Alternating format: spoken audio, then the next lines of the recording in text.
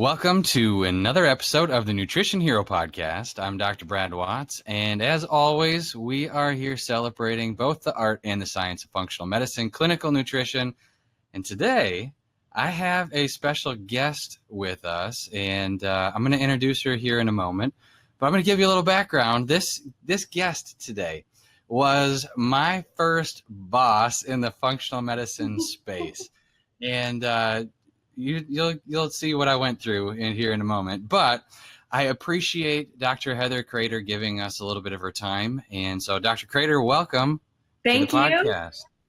Thank you.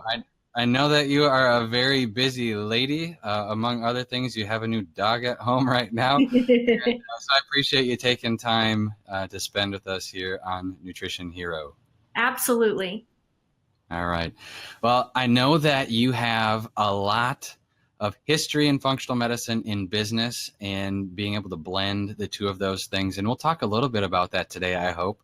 But what I first want to discuss is something that I appreciate in my own family, seeing with my wife as a doctor and a mother and a business person. I got to ask you, what has your experience been like? And ready to go. Okay, so what has my experience been like? With what specifically? Like with in business right now. Business? Oh, exactly. In business right now.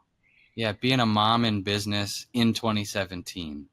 Yeah, so being a mom in business right now, for me, is fun, and it's quite the juggling act. I have a 13-year-old and an 11-year-old, both boys. And, I will say it's different now because they are pretty much self-sufficient. So it's different being a mom of almost teenagers than it is a mom of somebody being a mom of 2-year-olds. So now it's just a different dynamic. And I think, they because they're self-sufficient, and they don't need a lot of hands-on. I think they need more intellectual attention and a lot more adult conversation and really wanting to know what's going on. And I'll tell you, they understand that I travel a lot and business is really important to me. And I have a mission and a purpose that I'm trying to fulfill. But I also talk to them about what might be your passion, what might be your mission, what is it that you're here to do, and really try to spark creative entrepreneur ideas with them. So it's totally different than when they were young. And I'll tell you now, a lot of you guys know that I have some ownership in Biogenetics, a supplement company. And when I need them to help me, or whenever I'm going to be at the warehouse late because I got a shipment coming in, they're at the warehouse with me and they're unpacking boxes and they're helping me load things. And I pay them minimum wage. And, so hopefully they're learning different things now that they're a little bit older, like work ethic and why it is that I do what I do. And hopefully in them, they will find what their passion and their mission is. And I hope that they're also learning that females have equal roles. At least in my household, my role is equal as Brandon's role.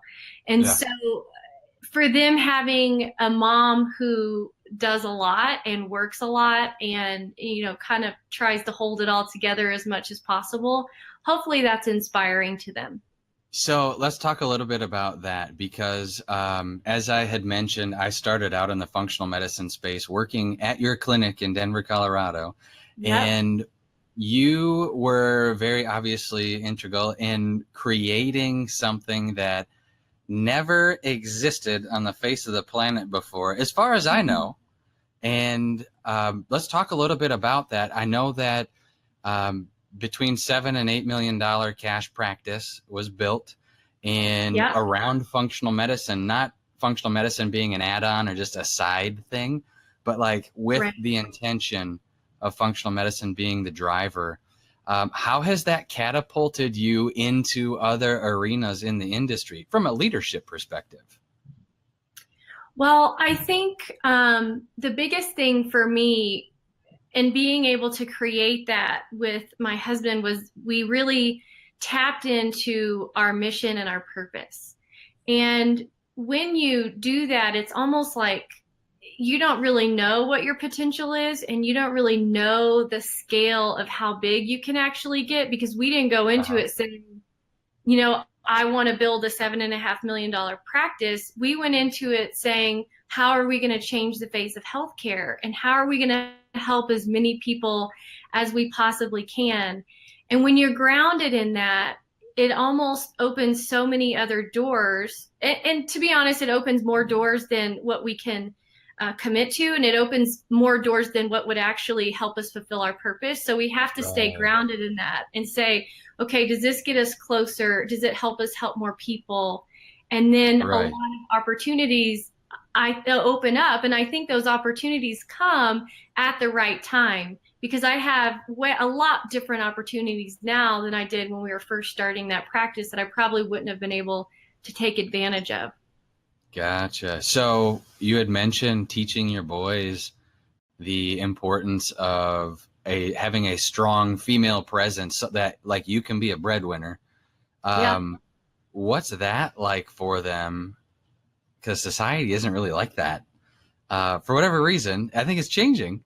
But what's that like for them? Have there been conversations around that? Like, do you tell them, look, buddy, here's what I've done, that type of thing? Or is it more like they just know?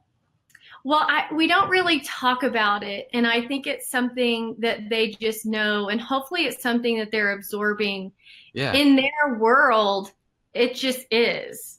And I know that they see other moms at school that aren't working. And I know that other parents and friends from like baseball teams and all their sports teams see moms that aren't working. But I don't know if they realize that or what they do. Hopefully they just know that, their mom is on a mission and, nothing's going to stop them.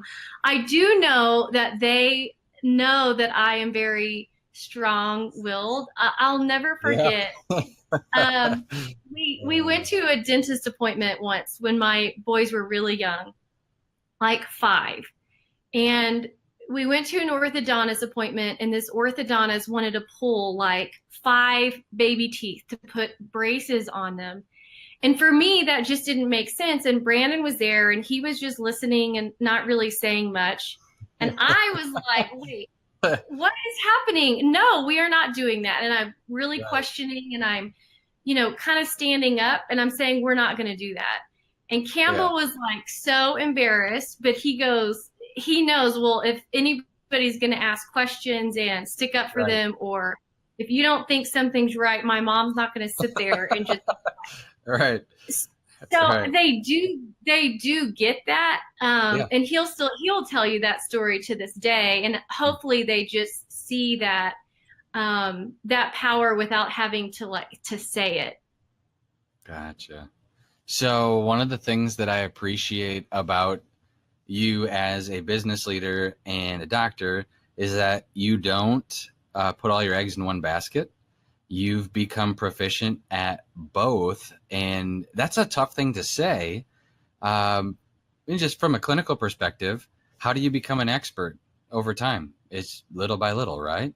Yeah, it's very much little by little. And I started out with doing applied kinesiology and learning about nutrition, and then getting into practice. The world is always growing in health and nutrition, and the things that and not just health and nutrition, I mean in health in general.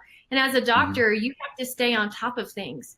Like, I learned a lot of things in school that, research and things have come a long way. We weren't talking about epigenetics 15 to 20 years ago, right?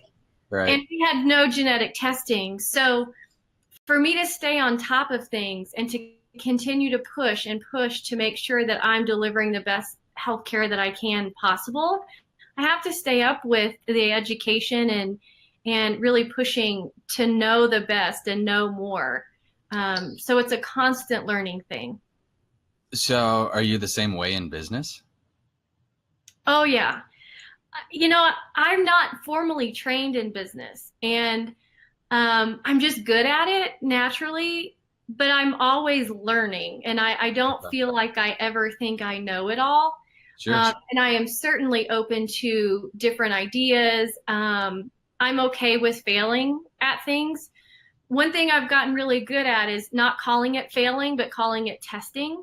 So in market, we test, and if it doesn't work, then we test something else. Same thing really happens in many different things. We test something to see if it works, and then if it doesn't, we learn from that, and then just switch to something different. Right. Well, that's cool. One of the things that you said is actually a mantra that we have on the Nutrition Hero podcast, which is NSL, never stop learning. Oh, okay. And committing yourself over and over, no matter how much it sucks or how much you don't like it, committing yourself to taking in information on a daily basis. And Yeah, I'll tell you that for me, it is, I don't even treat patients that often. Like I still have patients that I've had for 15 years that I see once a month. But for me, if I'm not still learning the clinicals, how am I going to continue to progress with them, even though I know their cases really well and they've gotten really good results? But, you know, who knows? I might need that. And I also teach other doctors. So it's important to stay really sharp on clinicals, but also learning in your business is really important, and always trying to work on the business. And then learning and working on yourself and taking time for yourself and working on spirituality. Like for me, life is about learning. And if you ever think that you know it all, or you need to not learn this because you've mastered it, it's like then something else changes, or, you know, somebody's got to know more than you somewhere. Right. Well, totally. So when we look at the balance of mom, doctor, business person, where do you, are there like skills, I should say, that you implement on a daily basis that you would be willing to share with us? Like, are there things that you use, that you do to keep all those balls in the air? Well, here's what I'm asking. Let me just give you the backstory on this, okay? Because there are female doctors out there that feel like, oh, I shouldn't be doing this. I'm neglecting something, okay, because of whatever's in here for them. Yeah. They're neglecting something, or they feel like they are. Somebody's telling them they are. Like, I just don't think that's the case. And I think that healthcare stinks without the female touch in it to like bring a different type of leadership in there. So what I'm asking is there a skill set that you possess that allows you to do it? Well, I knew you were going to ask me this question. So I was thinking about it today because I do know that other female doctors, they do struggle with this. And I struggled with it also in the beginning. And I think the biggest thing for me is not to have the judgment on yourself. Ah, gotcha. So it's constantly feeling like, okay, what are my priorities? And the decisions that I'm making are based on the priorities that I have, and not judging yourself for that. And then the other thing is not judging other women, moms, and business owners for the decisions that they make either, because that judgment that you have for them is actually just the judgment you have on yourself. So, and then the other thing is to not really care what other people think. You know, like my mom stayed home with us, and I know that for a lot of females, our place is in the home to take care of our children.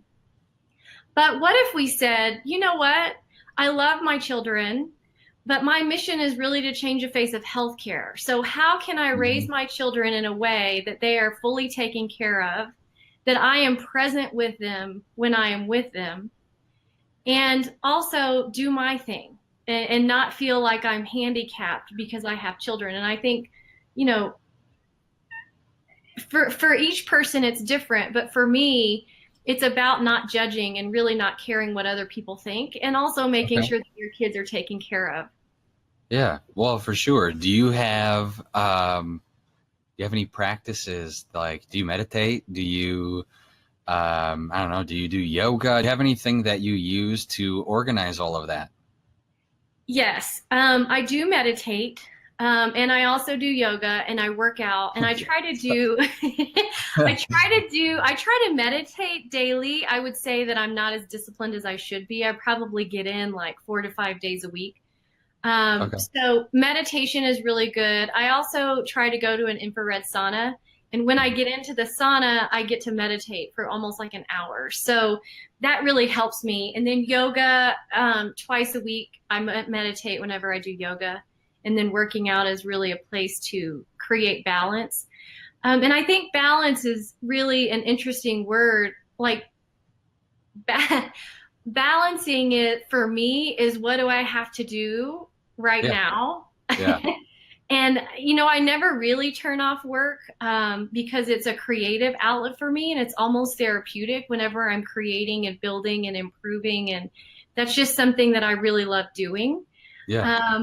And so balance, and people always like, well, how do you create work-life balance? And I'm just not sure that that's possible, but really trying to be present in the moment where you're at. So if my kids have something going on, then I really try to work to be present at that point.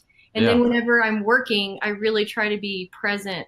Then I'll never forget, you know, I have some really close friends. I don't have a lot of friends. Because I don't have time for a lot of acquaintance friends, but I have some really close friends and they're always like, you never text us back. Like, we don't understand. Like it could be like 5 hours before we get a text back from you. And I'm like, well, when I'm doing something, like I'm totally in it and I'm not looking at my phone. I'm not checking Facebook. I am not texting people back because I'm totally in it. And whenever I'm out of it, then I check my phone. And then I'll get back to you. There's actually research about that, like about how you spend your attention.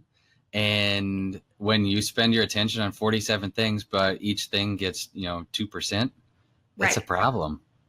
So. Yeah. And I'll say multitasking is almost impossible to do and be productive at it. But you can have a lot of balls in the air, but you've got to have your focus on one thing at a time and do it really 100% and then move on to the next thing.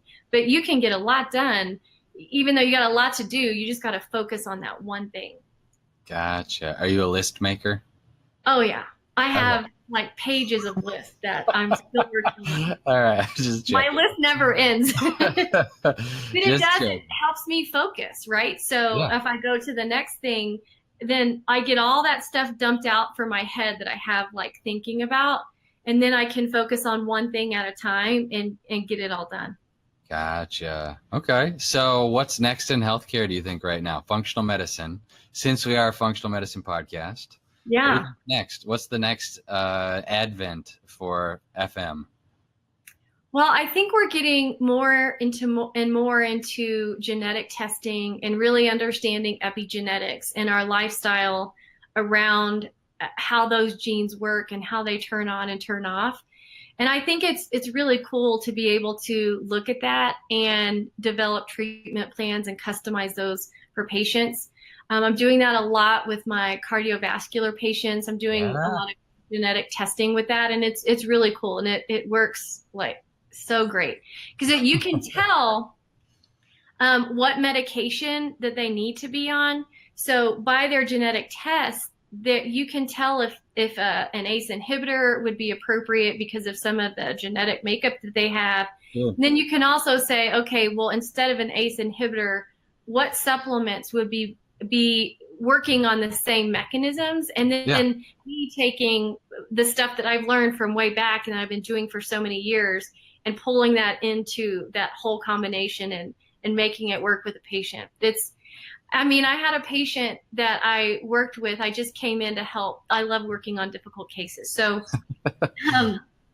he has had high blood pressure since he was 19, and he has been on high blood pressure meds since then. And he is 42. And going through our program in 3 months, his blood pressure is normalized, and he's getting off. So he couldn't even keep it down on the meds. So now it's totally normal, and he's starting to come off the meds, which is super cool. Wow, that's cool. Yeah. Do you think autoimmune conditions and that type of stuff, we're talking about cardiovascular disease right now, do you think that that's going to become more of a mainstream or mainline approach when you talk about assessing those epigenetic triggers? Absolutely. I mean, to be honest with you, I'm in our clinic right now as the director of admissions. I'm just filling in. And I don't know the last person I saw that I wasn't absolutely certain that they had an autoimmune Yeah. component Oh gosh. to diabetes, to Yeah. cardiovascular disease, to autoimmunity. I had to apologize to a diabetic the other day because I was like, I'm sorry, I know that you came in here for diabetes, but I Yeah. can't address this diabetes thing without teaching you about this autoimmune component because she had, thyroid issues. Her thyroid meds had been up and down. She can't stabilize her blood sugar. She was like just a typical autoimmune patient that has not had any help from the traditional medical model. And, it's just astounding to me how many autoimmune diseases are out there. And it's such a component, I think, to everyone's health, to be honest with you. And I'm still trying to research and figure out like where this is coming from. And I have a lot Yeah. of good ideas and Yeah. speculation, but All I right. think it's more and more rampant these days than it was 15 years ago. Yeah, just wait until the people that are having kids right now, just wait until their babies are 10, 12, 15 years old. What kind of genetic combinations you're going to be seeing, especially with the what we're doing with the environment and food and all of the other trash that are just Yeah, flipping those switches. it's It's going to be crazy. interesting. Just last I read, week, I had three young girls, or the last 2 weeks, three young girls under the age of 15, all with Hashimoto's. It's just crazy. so I read an article the other day that talked about vitiligo, Yeah. the dermatology condition. So talking about autoimmune conditions, if somebody has vitiligo, almost across the board, they're saying that they have three autoimmune conditions that they just haven't found. Vitiligo. Yeah. It is just really crazy. And I Yeah. honestly think that this autoimmune thing is I think what I was looking at some studies in it, it's almost like second or third leading cause of disease, but it doesn't get published that way because of Yeah. other issues of how people pass. But I really do think that autoimmunity, you can't treat a person without assuming they have this issue and then Mhm. getting their immune system as balanced as possible. One of the things that I appreciate, and I say this, you as one of the people behind biogenetics, one of the things I appreciate is immune neutrality in the supplementation so that you're not just rolling the dice with somebody's health and saying, well, didn't work for them or it worked for that person. Great.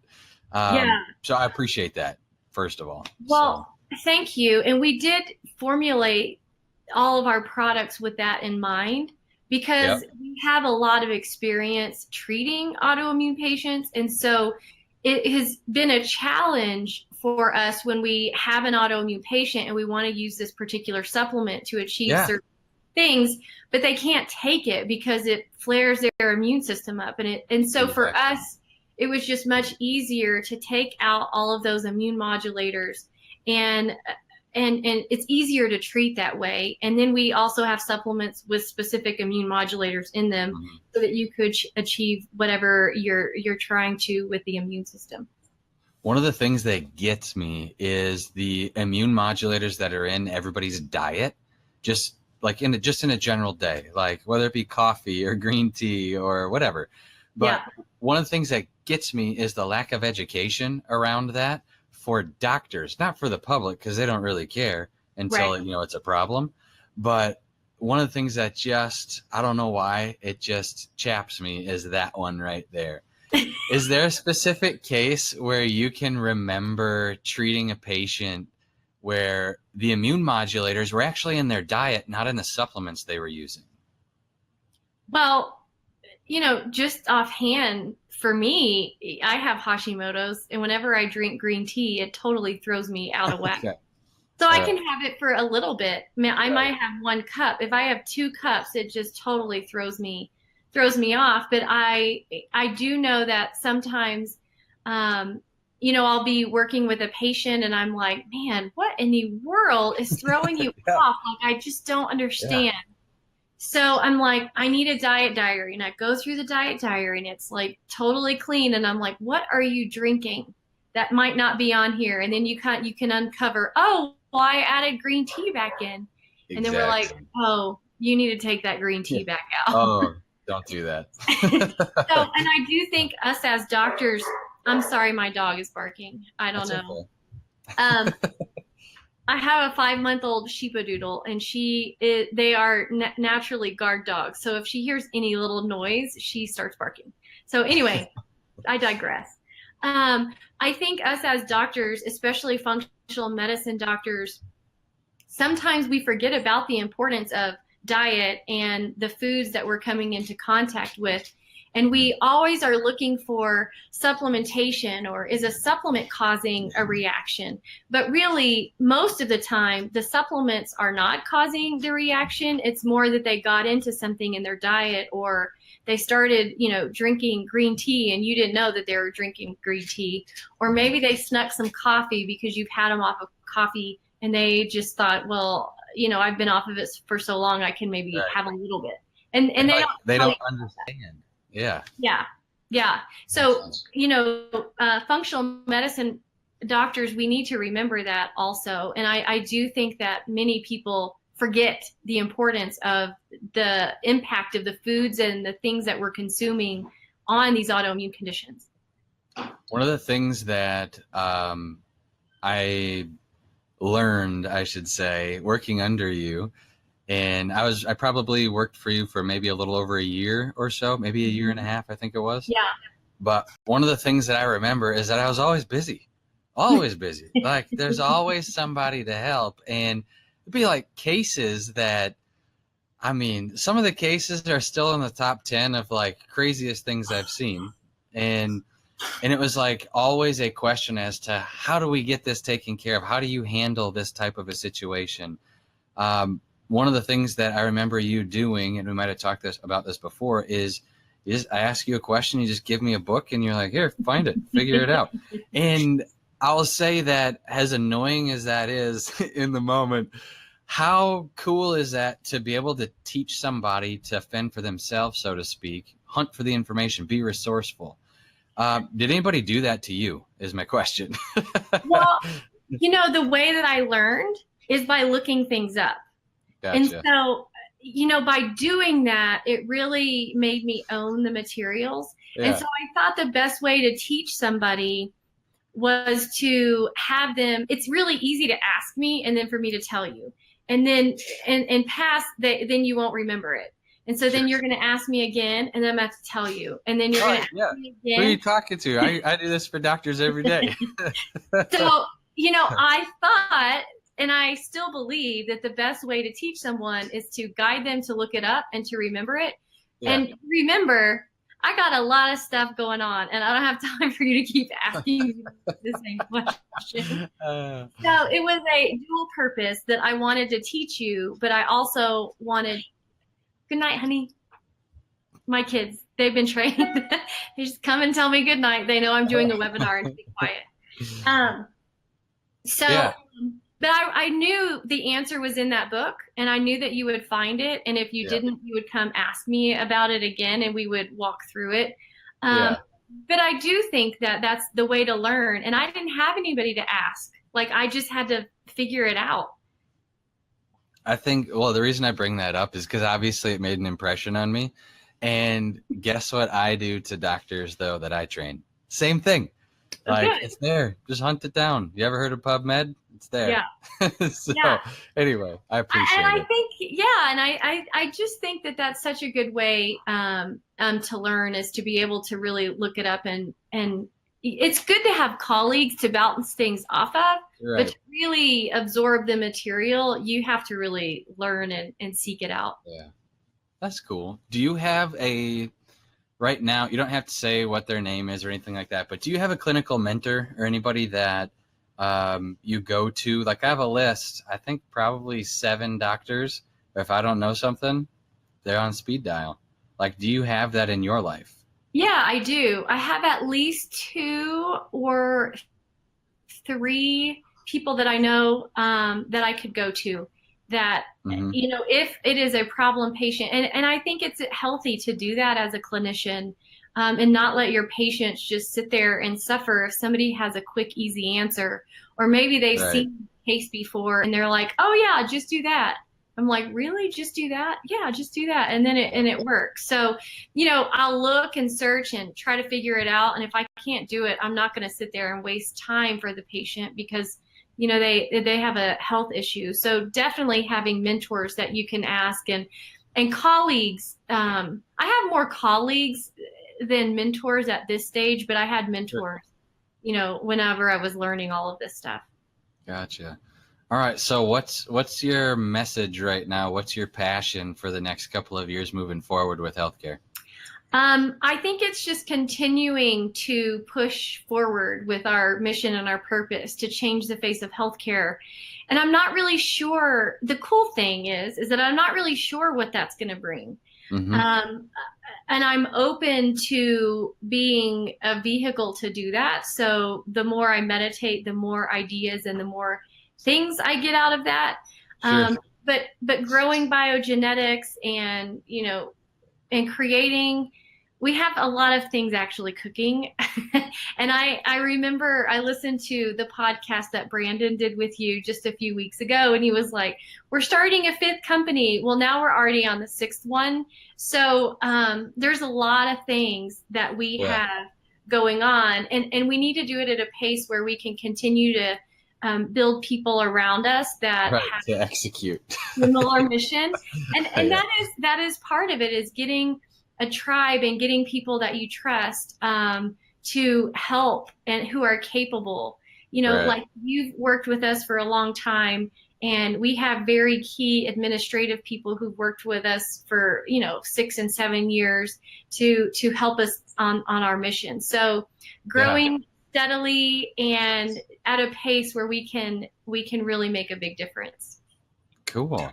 So what would be your advice to a young doctor that wants to have a family, wants to have a business, wants to have balance?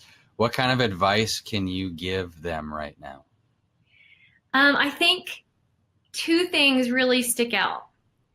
I think maybe 3 things. Being very confident in what your priorities are and the things that you want to accomplish. And number 2, not caring what other people think and not judging yourself, you know, for maybe not fitting into the mold of what, you know, females have been pushed into for the last however many years. Oh God, I forgot the 3rd one. Hold on, don't come back to me. Hang on. Oh, I know what it was. Patience. So I know that for me, patience is something that I've had to learn because I want everything right now. And sometimes, you know, being a mom and holding your family together and having a business, sometimes there are stages. And, you know, I chose to stay home with my kids for a couple of months. For me, that was almost torturous, but I had to learn, like, where I am at in my life right now, it's okay. I'm still gonna have time to, you know, achieve my goals and my mission and my purpose. But right now, my time is right here with my kids, and just to be patient with it. So, you know, for me, patience was it still is one of the hardest things for me to learn and to work with. All right, Dr. Heather, before we wrap up, is there anything else that you would like to leave the Nutrition Hero podcast listeners with? Yeah, I think, and I hope this lands with some people, but I give you permission, and you also giving yourself permission to be an awesome doctor, a powerful business person, and a great mom. And you can do it all. Thank you, Dr. Heather, for being with us today. I appreciate it. And thank you for listening to the Nutrition Hero podcast. And we'll be back next with another interview and a colleague of yours, maybe, Dr. Candace Hall. And so I'm excited about that one. She's awesome. Cool story. And for her, I mean, she's also a mom, a powerful business person, and a great doctor. So she's going to be a great interview for everybody to listen to up next. And a cool story. I'm excited about that. Yeah. So, all right. Well, thank you for being with us. I appreciate your time, and Thank you. we'll see you next time. You'll come back? Oh, definitely. Anytime. All right. That's awesome. We'll catch you later. Thank you.